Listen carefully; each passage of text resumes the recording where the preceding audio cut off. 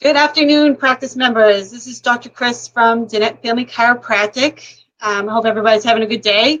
I'm really excited today. We'll be doing a live Facebook interview with Cathy Sloan Gallagher. Cathy is a nutritional therapy practitioner, or NTP for short. She offers women keys to healing the mind and the body using food. Her areas of expertise include digestive distress, chronic fatigue, and hormone rebalancing. Cathy has offices in Braintree and at Good Life Acupuncture over in West Bridgewater, right off of 106. So welcome, Cathy. Thank you. Hi, how are you doing today? I'm doing wonderful. I'm excited to hear everything that you want to share with us. Yeah, thanks for having me. So let's start right off the bat. I know I didn't know what a nutritional therapy practitioner was. So can you tell me a little bit of what that is and how it differs from like a traditional nutritionist? Sure, absolutely. It's still relatively new, although there's more and more people becoming NTPs, so that's a good sign. And one of the biggest differences, Kristen, is that there's a focus on nutrient density of foods, which is really important and very different than the old model of counting calories and this whole idea of deprivation and so forth. So that's really something that I like to make clear up front, is the nutrient density of foods is really what drives the work that I do. And then also another big difference is bio-individuality, which is another word that's been thrown around quite a bit. But really what it means is, there's no one-size-fits-all diet for people. So part of the work I do is really working with each individual to figure out what nutrition they need, maybe what their diet and lifestyle needs to be tweaked and so forth. So it's really different for everybody. And I love that approach. I always tell my practice members we're as different on the inside as we are on the outside. You see how different we look, and our bodies need different things. Yeah. And I mean, you talk to people who have done paleo and it works great. You've talked to people who have done, the autoimmune protocol, and that works great for them. It doesn't work for somebody else. So it's really just helping people, find what really works for them. And that really ties into my really kind of foundational approach to nutrition overall. It really is a functional approach, which means that not only do I work with people to, evaluate their diet and lifestyle, but I also look at how their blood sugar and adrenals are functioning, whether they have liver and gallbladder congestion, whether that needs support. We look at digestion is a big one. I always kind of start with digestion because, that's the way we feed ourselves, right? So if that's not being optimally, that can really be at the root of a lot of issues. So those are probably the biggest differences. And then as an extra, I do also offer lab testing for people, because I find that not always, but sometimes it's really helpful to do testing to kind of get at the root. And oftentimes, even though I send them to their doctors to get certain tests done, that they just either won't do it or it's not available. So that's something I've been offering as of late. Very cool, and I like how you approach the body as a whole too. It's a very different approach from a traditional medicinal approach, where the body is, divided up into the digestive system and the immune system and the skeletal system, and neither the two shall meet. So I love that approach. I love how you do a more functional approach and treat the person as the whole person versus not just what goes into their mouths. It's a way to get at the root of anything, because everything's connected. So it's really very much. All right, so let's dive right into it. How would you, as an NTP, approach seasonal allergies? All right, well, the first thing I do is really determine, working with the person, is it something that's acute, i.e. really is seasonal allergies, or is it something that's more chronic? Because if it's chronic, if it's really happening all the time, I think it's time to really consider maybe you do have a sinus infection, or maybe even something called histamine intolerance, which I know we'll talk about a little bit towards the end. But if it is acute and it is just a seasonal thing, what I recommend, and it works like magic, I think, is is flushing the nasal passages on a daily basis. And, you know, a lot of people use neti pots and they swear by them, and that's great if it works for you, but that never worked for me. It was always really kind of awkward, and, you know, I don't know, I just didn't feel like I was really getting the flow. So I use something called NasoPure, which is a vessel that's really available to anyone. I mean, you know, you can buy it in Whole Foods, you can order it off of Amazon. And it really looks like a douche bottle almost, but a shorter nozzle. And the saline solution comes with it. And, you know, if you do that on a daily basis, you know, all through the season, and I say even during, you know, summer and fall, if you tend to have allergies during those seasons as well, because what you're really doing is you're just totally flushing and eliminating you're removing the irritants from the nasal passages. And that's always, I think, the first place to start, because sometimes it is as simple as that. And so somebody would like do this in the shower, or? Yeah, I do. I mean, you can do it over the sink, but I find it's just easier to do it in the shower. So it's really a part of my daily routine. You know, I drop the saline in there. I add distilled water, always use distilled water. I want to make sure that's clear. I'll tell you that in the instructions too, but you never want to use tap water.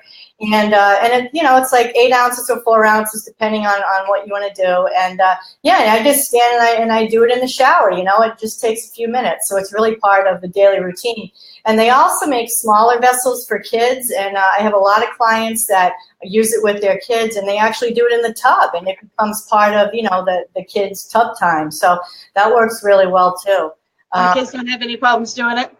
No, not really. I mean, you know, it takes a little bit of practice, just like, you know, as an adult it does too. But I just find it's not a lot of pressure, but it's enough to really clear the passages. I mean, it's just like an immediate difference. So that's something that I really just do every day now, and it really has made a difference. I mean, I used to suffer from seasonal allergies, and I really don't anymore. So I think it really helps. That's the place to start. And I have a little sample here. So that's what it looks like. So that's like the adult. Would that be the adult one? Size. The kid size is about half, you know, half the size. But it's just so easy. And the thing is, when you're done with the saline solution that they give you with the vessel, you just make your own. So I do have kits that I sell, and I'll talk about that a little bit more when we talk about the infection piece. But, you know, once you're out of the saline solution, it's so easy to make. It's really just salt, and you want to add a little baking soda as a buffer. So it's really cheap and inexpensive, you know, so much cheaper than, you know, staying on Claritin and all those things, you know. Yeah. And much less side effects. That's right. That's right. So can you recommend any natural antihistamines for seasonal? So after you've done that, you know, if you're still finding that you need a little bit more support, you may initially. What I start with as well, or recommend, is teas. Teas are a really great, easy way to incorporate antihistamines into your diet. So a couple of my favorites are Tulsi tea, also goes by the name of holy basil. Those are really great. Stinging nettles tea, it comes by a couple of different names. You could find that one. Olive leaf tea is another really good one, and peppermint tea. So all 4 of those are really good, proven to be, you know, antihistamines and anti-inflammatories to some extent. But the reason I'm mentioning them now is really the focus on antihistamine. So those are good. And then who doesn't love a good cup of tea? Exactly. I mean, I even like hot tea in the summer, you know, it just, you know, yeah, it really do. I mean, I like iced tea too, which, by the way, would still work, right? If you want to drink iced tea, you know, you're still getting the antihistamine effect if you're using those, so that's good. The next thing I would, or another thing I would mention is a good vitamin C. Yep. So it can't be ascorbic acid. It's really got to be a good whole food-based vitamin C. So a couple of ones that I use are Pure Radiance C, and then Mega Food is another really good brand. They both have really good top quality vitamin Cs. And, you know, if you've never done a good quality vitamin C and you do one, you will really see a noticeable difference. So a lot of the sources are like acerola cherry or camu, you know, berries, which are pretty typical. But so if you are buying a vitamin C, definitely look for a whole food source, and then just, check the ingredients and see what it is made up of. But I think you'd really see a noticeable difference instead of the ascorbic acid. Is there a recommended amount they take, or just read the bottle and go accordingly? Start with going by the bottle. One thing you can look at though is tolerance. Vitamin C will tend to, if you're taking too much, it can tend to loosen your bowels. So you definitely want to keep an eye on that. But start with the fundamental dosage and see how it goes, and you could always increase it a little bit to bowel tolerance if you need to. Okay. And then another thing is quercetin, and quercetin's used for a lot of things, but it really does work really well for as an antihistamine. And you can buy quercetin capsules, or you could try food that's really has a lot of quercetin in it. And some of those things are apples, including apple cider vinegar. So I know a lot of people use apple cider vinegar as an antihistamine, and it definitely works for some, not for everybody. As do all these things. It really is a trial and error kind of thing. Yep. But apples, apple cider vinegar, garlic, red onion especially is very high in quercetin, and parsley. So just working those things into your diet can really help as well. Nice. Another thing is thyme. Thyme is also a great antihistamine. So, if you're making chicken, throw some thyme in it. If you're making a soup, throw some thyme in it. I mean, you could make a thyme tea. I don't really think it would taste all that good. No. I like my thyme in soup, thanks. Yeah. But, it's an herb that you can work into a lot of things. So that's good. Moringa is another herb that's kind of, it's been around forever, but it's kind of new, to our market here in the States, or I'm just kind of recently hearing about it. And that comes in capsule form, and I know a lot of people that have had some good luck with that. Black cumin seed oil is another thing that has a lot of good reasons to use, but it's very beneficial as an antihistamine. And that that comes in an oil that people use for different things, but it also comes in capsule form. And would that be, you find that again in Whole Foods? Yeah, Whole Foods, or online, Amazon. I mean, there's a bunch of different ones out there. Again, I just recommend anytime you're buying any kind of supplement, take the time to read the ingredients and make sure what's in it, just like you would a food label. It's really, really important. And make sure there isn't a lot of crazy additives in there. Because what would happen is you're trying to take this thing to help you, and there may be something else in there you're not aware of that's actually going to make it worse, So you're looking for these whole food supplements. So if it's black cumin seed, you make sure black cumin seed is right there on the label, and right there in the ingredients too. Exactly. And then the last thing I'll mention is honey, and I know a lot of people tend to use honey for allergies, and again, it can really work great. But I definitely say that it's important, if you're using honey, to use a local honey and also a raw honey. So if you're using raw, that means it's pasteurized, which means it's been heated, which means it's definitely killed any of the vitamins, minerals, and enzymes that you're taking, to help you. So, I definitely would say, go with the raw, and it's going to cost more for sure, but you don't need a lot either, I mean, like a teaspoon or something in a tea, or on its own, or with apple cider vinegar, that's all fine. And, you don't want to go crazy, because, honey, it's really beneficial, but it's also a sugar. And, when we talk about the infection piece in a few minutes, I'll bring it back to that, because, sugar does feed infection. So, if you're more on the chronic side, honey may not be something that you want to be experimenting with or utilizing. You may want to try one of the other ones.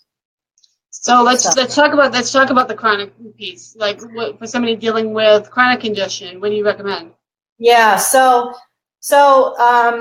one thing I always ask people is, are you feeling any pain in the sinus passages? So it's one thing to have like a chronic, stuffiness. It's another thing if you can kind of tilt your head down and you get, you know, a pain, and you know, pressure kind of in your sinus area, your jaw, your ears, you know, it's probably a good sign that you do have, you know, infection, or you know, just a really stuffy, you know, serious allergy. So either way, I would definitely still start with the nasal pure. And sometimes it's a little hard to get, you know, to get stuff through, but don't pressure, you know, just kind of go gently, and eventually it will kind of work its way through. But typically with the sinus infection, you know, if it's chronic, it's a good chance that it's really a result of kind of a more systemic infection, you know, like a bacterial imbalance in the gut that's kind of worked its way to the sinuses, or vice versa. So, the first thing that I recommend is definitely avoiding any mucus-producing foods. So dairy and gluten right off the bat, because especially dairy, because it's just so mucus-producing. So it's just going to contribute to the problem. So definitely that. And then again, in regards to the whole sugar thing, you know, you want to be avoiding any kind of refined carbs, or at least, you know, really keeping them to a minimum, because again, refined carbs convert very quickly to glucose, which is sugar, and you know, that's what bacteria feeds off of. So whether it be fungus, yeast, or bacterial infection, you know, they're all going to feed off that, and it's just gonna worsen the infection. So that's why you would say to avoid, if it's a chronic infection, avoid the honey. Whereas if it's acute, honey might be the place to go. Definitely. You know, I would try the other things first. And then hydration is really important. So staying hydrated, super, super, super important. You know, people always think they're staying hydrated, but oftentimes they're not, and I'm guilty of this myself. So one thing, you know, you could always do is just keep an eye on your urine stream and make sure that it is clear. You know, if you see yellow, then you need a little more water. You know, there is a guideline out there that I give people, which is half your body weight in water, in ounces of water, I should say. So, you know, you weigh 140, you want to drink 70 ounces of water per day.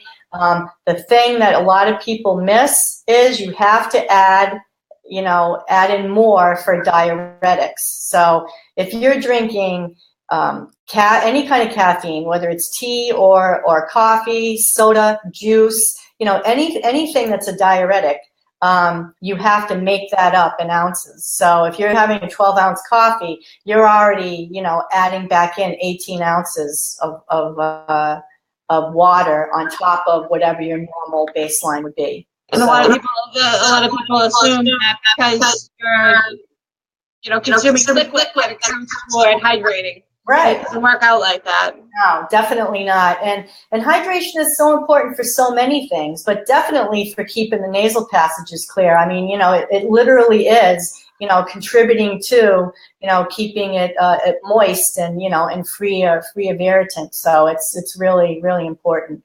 And then also supporting the lymph system is really important. The lymph system is something we kind of like don't really think a lot about. And it's really important for detoxification and just clearing the body of any kind of toxin or irritants. And it doesn't have the heart to, you know, to pump it through. So it's really dependent on movement. So, you know, I know if you have a chronic sinus infection, the last thing you want to be doing is kind of putting your head down, and I don't blame you, or even jumping around for that matter. But, you know, maybe when you start feeling better, just incorporating that in as part of a routine, because jumping jacks or mini trampoline, you know, anything to kind of keep the lymph moving. I mean, even walking, you know, so it doesn't have to be strenuous exercise. The idea is that you're just getting the lymph system moving, you know. Dry brushing, and you can Google that. There's lots of information out there on dry brushing. That's another great, easy way to keep the lymph system moving.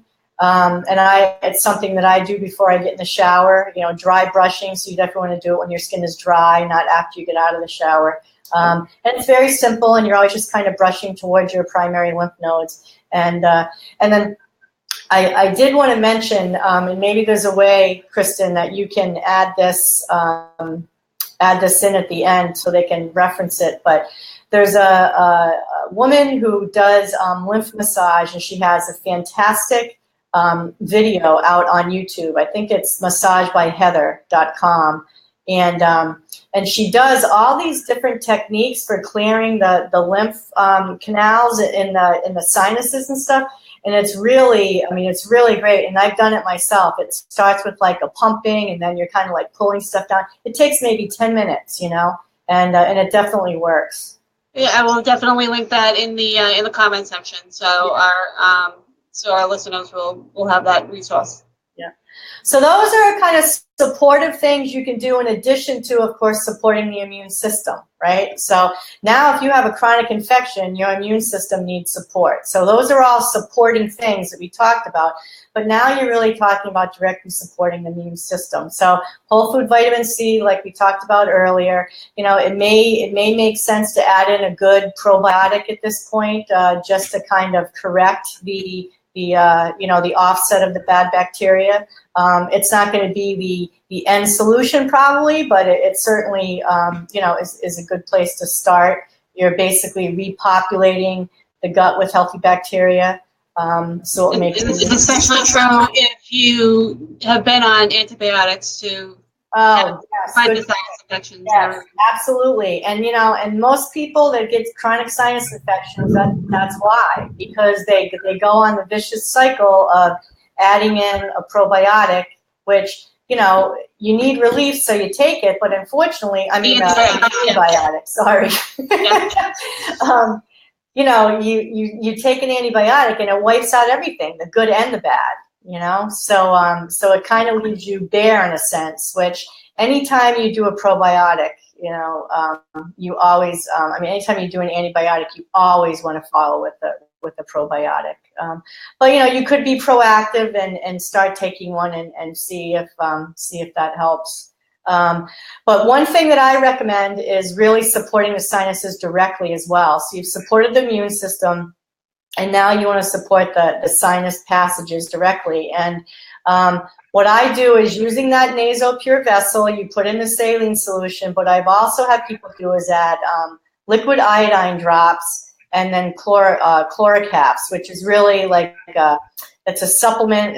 Think of like a green food in a way. It's really a decongestant and a detoxifying, capsule as well. But it's got chlorophyllin, which is a green food, and it's got vitamin A, vitamin E, and vitamin K. So it's in a capsule form that you would just empty and put into the vessel, the nasopure. As well as adding in the liquid iodine drops, and that is the best natural antibiotic that you're really going to get for the nasal passages, and it's very easy. There's no stinging, or anything like that. So I sell those kits. I put those kits together for people at Good Life. Sometimes they'll order the nasopure themselves and do that, and it works for a while. But now they need something else. So I offer it both, either the whole kit together, or they can let me know, and I can order the liquid iodine drops and the chlorocaps for them. I mean, they may be able to find something similar to use themselves. But I like to put these together because they're tried and true. They're safe. You do want to be relatively careful about what you're putting in your nasal passages. You don't want to just put anything in there. So absolutely. This was the kit. So you find individual patients. Yes. Yep. So you could buy it individually, or you could buy the whole kit. So whichever, whatever you prefer. So that's pretty much how I would, go about, the piece that I didn't talk too much about that would really determine on how this piece works. I mean, if this piece works and you feel like now you're cleared and your infection is gone, that's great. But oftentimes you need to get a little deeper, and we do need to really look at healing the gut, because sealing and healing the gut is really going to correct that more systemic kind of bacterial, infection or yeast infection. I keep saying bacteria, but yeast is very prevalent, and typically, what we find in the sinus passages as well as in the GI tract. And it's not always just vaginal yeast infections that people think of, and you don't have to have chronic vaginal yeast infections to have yeast in the rest of the body either. So that's something that that would be the next step to look at if these initial first two things don't clear it out. Now, if you have chronic digestion problem, does it always mean an infection? Or can it be two separate things?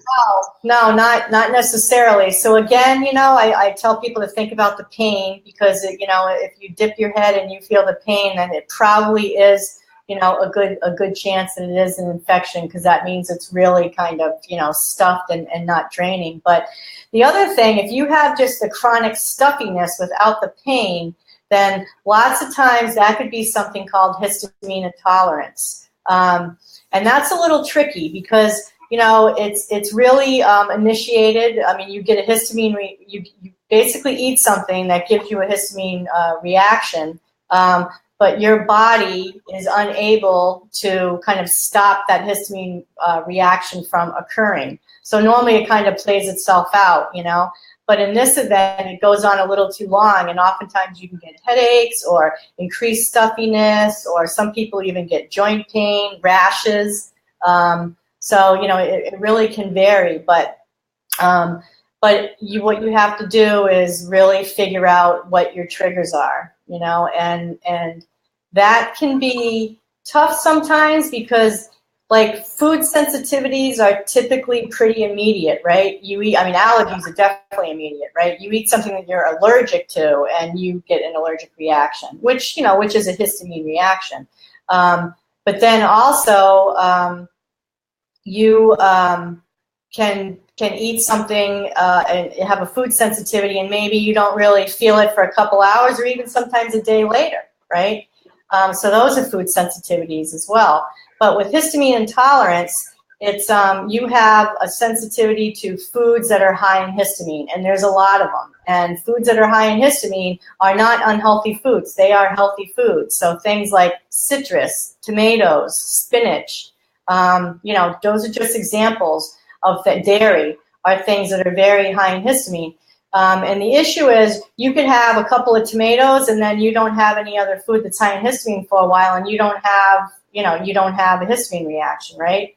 But it's cumulative. So now you have these foods a couple days in a row, and all of a sudden your bucket has overflown, right? Has overflowed, and you're having a histamine reaction. So now it's like, you're trying to think what you just ate, and that didn't seem like a big deal. But if you think back a couple of days, it's cumulative, it's added up. So I have histamine intolerance, and it took me, years to figure out what was going on. Another clue sometimes is it can be exercise-induced. So people think it's asthma, but it's actually exercise-induced histamine intolerance as well. So you can get like super itchy legs, or like super red in the face. So that's also a clue if you tend to have, the stuffiness as well. So, what I recommend there is really starting to keep a really simple food journal, nothing laborious. I mean, basically this is what I ate, not calories or anything like that, not even quantities, just keeping track of what you ate, and look for when you have these like sinus, these brought on sinus attacks, and then kind of look back and say, oh yeah, I had a lot of high histamine foods in the last couple of days. And then you really just have to, kind of keep them out for a while, or find the ones that are your biggest triggers and avoid those and keep the other ones in. It's kind of a little bit of a game, but in the end, it really points to that you do have some kind of bacterial imbalance that needs to be corrected, because that's what's kind of really, not only do you not have maybe the enzyme that you need to break down the histamine, but it's typically that a bacteria is also kind of disrupting that process. So that's pretty much it. And then of course I have to end with saying that another important thing to take care of your sinuses and to make sure you're doing good maintenance is adjustments, right? Absolutely. got to come to you and make sure that that they're being adjusted, because I just don't think people I think associate sometimes that the only reason they go to a chiropractor is because they're in pain, right? Yep. But it's amazing. I mean, if you look out there and you look at the chart of the spine that you work on and you see where all those nerves lead to, I mean, there's a whole bunch of them going to, sinuses and headaches and all that stuff, right? So absolutely, we always say that it's all connected. We influence the immune system because we work on the nervous system through adjustments on the spine to correct those subluxations. Absolutely. Yeah, so I've definitely told clients before, even when I'm working with people to really try and correct the tough, digestive issue like irritable bowel or, chronic constipation, something like that, I always encourage them to go and get adjusted because, because that could be a piece of the picture, I never really think it's kind of one thing. It usually typically is a bunch of different things, right? So yes, I agree. Definitely like the not only the holistic approach from the body, but the holistic approach from a modality standpoint too. So use nutrition, use chiropractor, acupuncture, shiatsu, massage, whatever you need to. It's important because they're all contributing to the whole body, the whole healthy body in the end. Which is nice about Good Life acupuncture because you have all of that there. So it's a chiropractor, but you have all like the shiatsu, the acupuncture, all that's there. It's nice. Yeah, shiatsu, massage. Yeah, so it's kind of a one-stop shopping. Yeah. So, what is if something resonated with somebody? How would they get in touch with you? Okay, they really want to work with you. Yeah, so right off, I want to mention that I always offer a 30-minute complimentary consultation to anybody, and I either do them live at Good Life, so you could set up an in-person session, or I do them over the phone. And it's very low pressure. It's really just a chance to meet you, see what you have going on, see if I can help you immediately, or if it's something that we need to get in more in depth, and a chance for you to see if I'm someone you'd want to work with and if I'm a good fit for you. So that's always available, and you can sign up on my website for that, which is www.eatthoughtfully.com. So that's one way, or you could. And again, I will put this information in the comments so people have that. All right, great.